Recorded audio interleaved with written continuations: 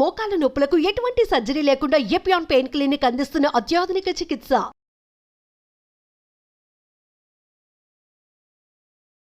Hello everyone, మీరు చూస్తుంది Suman TV. నేను మీ కీర్తి. క్యాన్సర్, వామ్మో పదం వింటేనే చాలా భయంగా ఉంది. చాలా ప్రామినెంట్ అండ్ చాలా కామన్గా వినిపిస్తున్న డిజీజ్ అయిపోయింది. అండ్ స్పెషల్గా ఈ వీడియోలో మనము అసలు haves and have nots of cancer disease, అంటే చాలా రకాల ఇన్ఫర్మేషన్ మనకి ఇప్పుడు మార్కెట్లో కనిపిస్తూ ఉంది. ఇది తినాలి, ఇది తినకూడదు, ఇదే తినాలి, దీనివల్ల వస్తుంది, దానివల్ల వస్తుందని. ఈ వీడియో ద్వారా మీకు గన్ షాట్ ఆన్సర్ దొరుకుతుంది. బికాస్ నా ఎదురుగుండా కూర్చున్నారు ప్రముఖ ఆంకాలజిస్ట్ డాక్టర్ మోహన్ వంశీ గారు. నమస్తే సార్. నమస్తే అండి. సార్, మన వీడియోస్ కింద కమెంట్ చేశారు సార్ ఒక క్వశ్చన్ అడగమని. ఆ క్వశ్చన్ మిమ్మల్ని అడగాలనుకుంటున్నాను. అంటే అసలు ఈ మధ్య సిమ్టమ్స్ లేకుండా అసలు చాలా వరకు కేసులు ఎక్కడో 100లో ఒకరికి ఇలా అవుతుందమ్మా అనుకునే కేసు ఏ సిమ్టమ్స్ లేకుండా, అసలు ఫర్ ఎగ్జాంపుల్ లివర్ క్యాన్సర్ తీసుకున్నాం అనుకోండి, దానికి పర్టికులర్ సిమ్టమ్స్ లేకపోతే పర్టికులర్ పేషెంట్కి సిగరెట్ ఆల్కహాల్ కన్సప్షన్ ఎక్కువ ఉంటే అందుకే వచ్చిందయ్యా బాబు నీకు క్యాన్సర్ అని. కానీ ఇవేవీ లేకున్నా కూడా he is ending up cancer. Just ఏదో టెస్ట్ చేసుకుందాం, ఫీవరిష్గా ఉంది, ఎంతో డల్గా ఉంది అనుకుంటే క్యాన్సర్ 4th స్టేజ్ అని చెప్తున్నారు. ఎందుకు ఇలా జరుగుతుంది అని డాక్టర్ గారిని question. Cancer is a silent killer. ఏ రకమైన సిమ్టమ్స్ కలిగించదే క్యాన్సర్. అందువల్ల ఎవరు రారు. నోట్లో పుండు ఉంటుంది, నొప్పి కలిగించదు. పెరుగుతూ ఉంటుంది, నొప్పి కలిగించదు. బ్లడ్ వస్తుంది, నొప్పి కలిగించదు. వైట్ అండ్ రెడ్ ప్యాచెస్ ఉంటాయి, నొప్పి ఉండదు. అందరూ అశ్రద్ధ చేస్తారు. And commonly effects people belonging to poorer sections of the society. హాస్పిటల్లో రావాలంటే వాళ్ళకు ఒక నొప్పి ఏదో ఉంటే తప్ప రారు వాళ్ళు. దాంతో నెగ్లెక్ట్ అయిపోతున్నారు. హెడేక్ వస్తుంది బ్రెయిన్ ట్యూమర్స్లో. హెడేక్ అందరికి వస్తుంది. నాకు కూడా ఒక రోజు ఎక్కువ పని చేస్తే హెడేక్ వస్తుంది. పేషెంట్స్ ఎక్కువ చికాకు పెడితే హెడేక్ వస్తుంది. ఎక్కువ టైం పని చేసినా ఎవరికైనా హెడేక్ రావచ్చు. విజువల్ డిస్టర్బెన్సెస్ ఉంటే హెడేక్ రావచ్చు. సైనస్ డిస్టర్బెన్స్ ఉంటే హెడేక్ రావచ్చు. అనేక రకాలుగా. But headache is a very common symptom of cancer, especially early morning headache. Early morning కనుక హెడేక్ వచ్చిందంటయితే ఖచ్చితంగా నిద్ర లేవటమే హెడేక్తో నిద్ర లేచినట్టయితే, దట్టు వర్సనింగ్ హెడేక్ ఉన్నట్టయితే అది క్యాన్సర్ కావచ్చు, బ్రెయిన్ క్యాన్సర్ కావచ్చు. ఇలా అనేక రకాలైన సిమ్టమ్స్ మనం అశ్రద్ధ చేస్తాం. స్టమక్ క్యాన్సర్ ఉందనుకోండి, జస్ట్ పొట్టలో గ్యాస్ ఉన్నట్టు ఉంటుంది. చాలామందికి ఉంటుంది. చాలామంది పేషెంట్ చెప్తారు, నాకు చాలా గ్యాస్ అండి డాక్టర్ గారు, ఈ ఫుడ్ తింటే నాకు గ్యాస్ అండి, ఈ ట్యాబ్లెట్ నేను రోజు గ్యాస్ ట్యాబ్లెట్ వేసుకుంటానని చెప్తారు. అంటే గ్యాస్ ట్యాబ్లెట్ అంటే ప్యాంటోప్రజాలు, రాబిప్రజాలు వేసుకుంటానని చెప్తారు. లేకపోతే ఓల్డెన్ డేస్లో ర్యాంటాక్. ఆ ర్యాంటాక్ వాడుతుంటే క్యాన్సర్ వస్తుందని సైంటిస్టులు ప్రూవ్ చేశారు. ర్యాంటాక్ని బ్యాన్ చేశారు కూడా. ఈ ప్యాంటోప్రజాలు హ్యాపీ కూడా ఇవి రెగ్యులర్గా అందరూ నేను వాడుతున్నానని చాలా గొప్పగా చెప్తారు. ఈ గ్యాస్ బిళ్ళ తినందే నాకు అసలు కడుపంతా ఉబ్బరం అయిపోద్దండి, నా రోజంతా బ్యాడ్గా ఉంటుంది. అవి వేసుకుంటే హార్ట్ అటాక్ వస్తాయని ఇప్పుడు సైంటిస్టులు చెప్తున్నారు. సో కడుపులో మంట రావటం, పొద్దున స్పైసీ ఇడ్లీ తిన్నాను, మసాలా దోశ తిన్నాను, దానివల్ల అనుకుంటారు తప్ప ఆ కడుపులో మంట స్టమక్లో ఉన్న క్యాన్సరస్ అల్సర్ వలన అని ఎవరు ఊహించారు కదా. అవును సార్. ఆనందం ఏంటంటే కొంచెం మింగుడు పడకపోవటం, మానని దగ్గు. స్మోకర్స్లో మానని దగ్గు ప్రతి సంవత్సరం ఉంటానే ఉంటుంది. లాస్ట్ ఇయర్ ఇలానే ఉంటుంది. డాక్టర్ దగ్గరికి వెళ్ళాను, స్కాన్ కూడా చేశారు, ఏమీ లేదన్నారు. ఇప్పుడు కూడా అదే ఉంటుంది. స్మోకర్స్ కాఫ్ అనుకుంటారే తప్ప లాస్ట్ ఇయర్ క్యాన్సర్ కాకపోవచ్చు, ఇప్పుడు క్యాన్సర్ అని వాళ్ళు అనుకోరు కదండి. సో ఇవన్నీ కూడాను వార్నింగ్ సిగ్నల్స్. లూజ్ మోషన్స్ అవుతాయి, ఆల్టర్నేట్స్ మోషన్స్ అండ్ కాన్స్టిపేషన్. మొన్న బావర్చీలో తిన్నాను అందుకే అయ్యింది, మన పెళ్ళికి వెళ్ళాను అక్కడ తిన్నాను అందుకే అయింది అనుకుంటారే తప్ప లోపల క్యాన్సర్ ఉందని అనుకోరు కదా. మోషన్లో బ్లడ్ పడుతుంది, very important warning signal of cancer. నేను కూడా ఈ సిమ్టమ్స్ చెప్పాక ఆయన రాశారు. ఇవన్నీ రోజు చూస్తూనే ఉంటాం కదా, మరి క్యాన్సర్ని ఎలా డిఫరెన్షియేట్ చేస్తాం? సిమ్టమ్స్ పర్సిస్ట్ అవుతున్నట్టయితే మినిమం సార్, అంటే అలా అని కాదు, కంటిన్యూస్గా బ్లడ్ వస్తుంది, ప్రతిరోజు వస్తుంది బ్లడ్, లూజ్ మోషన్స్ అవుతున్నాయి, రోజు ఒకసారి మోషన్కి వెళ్ళేవాడిని ఇప్పుడు 4 సార్లు వెళ్ళాల్సి వస్తుంది, ఒకరోజు కాన్స్టిపేషన్ వస్తుంది, ఒకరోజు టక్టకా 4 మోషన్స్ అయిపోతున్నాయి, మోషన్లో బంకపడుతుంది, బ్లడ్ వస్తుంది, ఆఫుల్ స్మెల్ వస్తుంది. Important warning signal of cancer. Any deviation from our routine habits, మలమూత్ర విసర్జన అలవాట్లో మార్పు రావటం. అలాగే క్యాలిబర్ ఆఫ్ ద స్టూల్ తగ్గింది, స్టూల్ ఒక ఈ సైజులో వస్తుంది, క్యాలిబర్ తగ్గి టూత్పేస్ట్ లాగా బయటకు వస్తుంది. There could be an obstructing rectal cancer. Rectal tumour ఉన్నప్పుడు ఫీలింగ్ ఆఫ్ ఇన్కంప్లీట్ ఎవాక్యుయేషన్.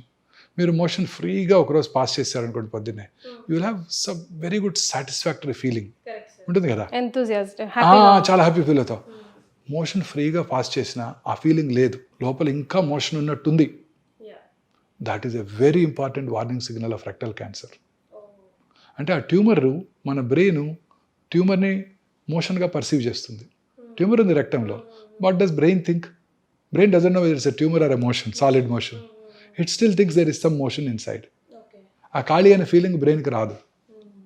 అలాగే feeling of foreign body sensation in the throat, ఏదో ఫారిన్ బాడీ ఉంది మింగాము ఇంకా కూడా అట్లే ఉంది. That is a very important warning signal of hypopharyngeal cancer. Okay. Voice disturbances, బొంగురు పోవటం, స్మోకరు బొంగురు పోయింది, కోల్డ్ వచ్చింది బొంగురు పోయింది. మొన్నే ఒక ఇంజనీరింగ్ కాలేజ్ ప్రొఫెసర్ చూశాను, ఇలా హోర్స్నెస్ వచ్చింది, టీచర్ ఆయన ప్రొఫెసర్ గారు హోర్స్నెస్ రాగానే ఈఎన్టీ సర్జన్ దగ్గరికి వెళ్ళారు. ఈఎన్టీ సర్జన్ గారు పరీక్ష చేసి యాంటీబయాటిక్స్ ఇచ్చారు, కొంచెం రిలీఫ్ ఉండింది, ఈ వాజ్ హ్యాపీ. మళ్ళీ 1 వీక్ తర్వాత మళ్ళీ అలానే వచ్చింది. మళ్ళీ డాక్టర్ దగ్గరికి ఎందుకు వెళ్ళాలి, ఆయన వేసుకున్నాడు అదే మందులు. అట్లా 4 మళ్ళీ ఈసారి మళ్ళీ ఇంకా ఉండింది. ఈ డాక్టర్ గారి మెడిసిన్ మనకు పడలేదని ఇంకో డాక్టర్ దగ్గరికి వెళ్ళారు.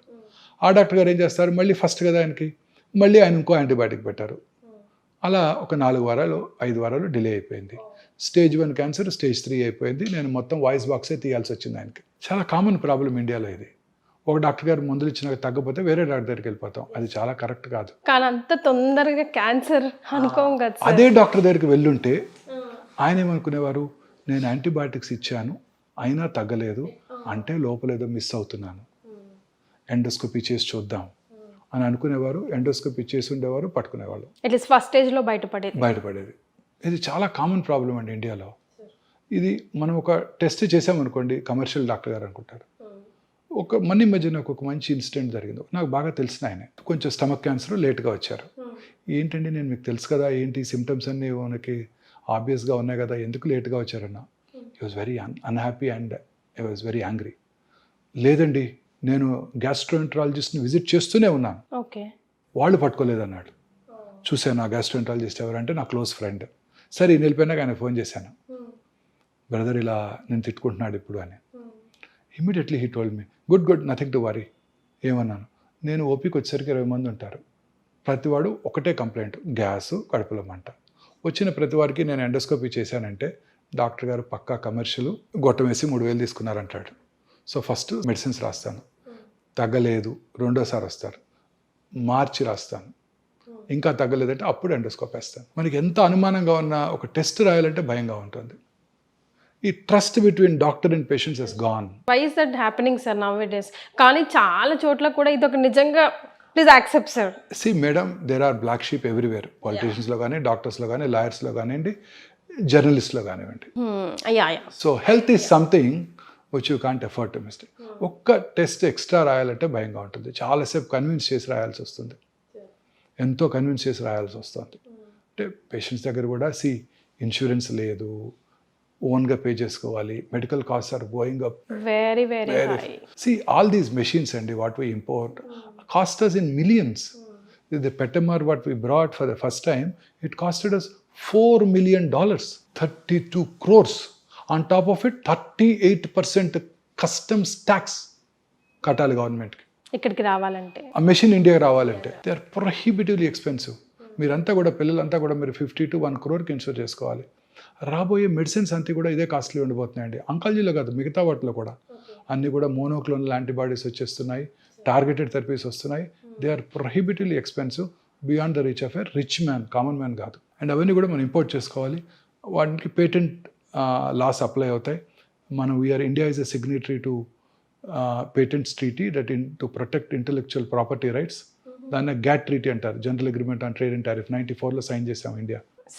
సో అందువల్ల ఆ మాలిక్యూల్స్ని మనం తయారు చేయకూడదు. సో ఫస్ట్ 10-15 years వాళ్ళు ఎంతకి వాళ్ళు ఇస్తే అంత కొనుక్కోవడమే మనం. సో అందువలన ఈ హెల్త్ కేర్ కాస్ట్ బాగా పెరిగిపోతున్నాయి అన్నమాట. సో అలాగే క్యాన్సర్లో కూడా ఇంకా అనేక రకాలైన మనకి ప్రివెంటివ్ మెజర్స్ ఉన్నాయండి క్యాన్సర్లో. లైఫ్ స్టైల్ ఫ్యాక్టర్సే కాకుండా ఇంకా చాలా ఉన్నాయండి. ఫర్ ఎగ్జాంపుల్ అందులో ముఖ్యమైనది జెనెటిక్ ఫ్యాక్టర్స్. యాంజెలినా జోలీ పేరు విన్నారు కదా, మిస్ యాంజెలినా జోలీ. 2011లోనే అంటే 13 years బ్యాక్ వారు 2 బ్రెస్ట్లు 2 ఓవరీలు తీయించేసుకున్నారు. She was positive for BRCA1 BRCA2 mutations, gene mutations positive ఉండబట్టి. ఏ ఏజ్లో చేసుకోవాలి సార్ అట్లా టెస్ట్లు మనం? అదే దానికి డెఫినెటివ్ ఇండికేషన్స్ ఉన్నాయి. Hereditary breast ovarian cancer syndrome, ఆ 2 పాజిటివ్ ఉంటే 100% బ్రెస్ట్ క్యాన్సర్ వస్తుంది, 90% ఓవేరియన్ క్యాన్సర్ వస్తుంది. సో ముందే తీయించేసుకున్నారు. దట్స్ బెటర్ అంటారా sir? Suggestible. That is called risk reduction surgeries. So చాలామంది స్త్రీల్లో ఎర్లీ ఏజ్లో బ్రెస్ట్ క్యాన్సర్ వచ్చినప్పుడు, ఓవేరియన్ క్యాన్సర్ వచ్చినప్పుడు వాళ్ళు జెనెటిక్ టెస్టింగ్ ఇండియాలో ఇప్పుడు అవైలబుల్గా ఉంది. ఒకప్పుడు 3.5 లక్షలు ఉండేది, ఇప్పుడు 7-8 వేలకు చేసేస్తున్నారు. చేయించుకోవడం ద్వారా ఆ క్యాన్సర్ రావటాన్ని ఈ జన్యుపరమైన మ్యూటేషన్ ఈ స్త్రీలో ఉందా లేదా తెలిసిపోతుంది. తద్వారా మనం రిస్క్ రిడక్షన్ చేసి సర్జరీ చేసుకోవడం ద్వారా క్యాన్సర్ రాకుండా చేసుకోవచ్చు.